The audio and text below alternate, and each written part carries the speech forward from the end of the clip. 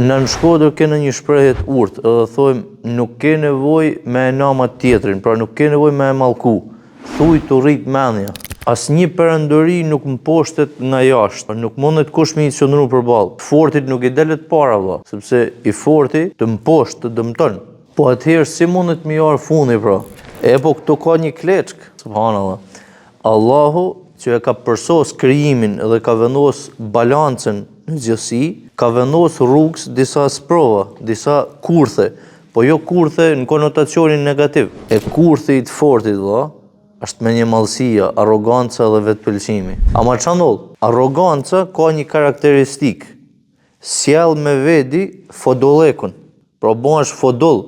Nuk mundesh me e pa realitetin, sepse kur je arrogant, ti mendon se je shumë i fortë. Mendon se nuk del kush para. Mendon se ti je i pamposhtën. Mendon se çdo gjë ti e arrin me lehtësi, sepse në fundit kush je ti? A kupton?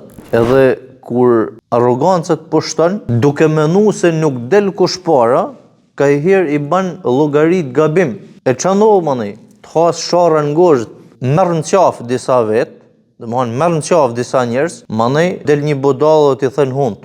Pra fundi i të fortit është nga vetvetja dhe është diçka shumë interesante se është pothuajse e pa mujtun me kalu këtë kurth me sukses valla. Domethënë është pothuajse e pa mujtun që i forti mos meron kurthin e arrogancës e me një mallësisë edhe të vetpëlqimit. Dhe si rrjedhoj mos meron kurthin e fodollekut.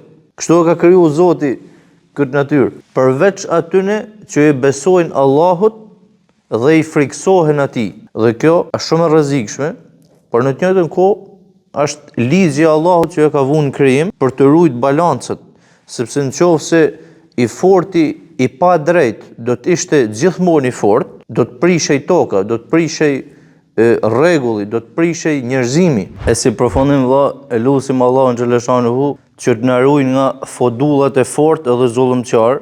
Po pra se budalla i fortë merr në qafë, sepse ai që është fodull, budall, për të njëjtën kohë është edhe i fortë edhe zullumqtar, domethënë ka pushtet, merr në qafë shumë njerëz, edhe Allahu xhaleshanuhu ju dhaft forcë edhe pushtet atyre njerëzve që janë me mend kry, edhe që nuk bojnë shkatrime në tokë, edhe përmirësohet jeta e kësaj bote. Amin. Eyvallah.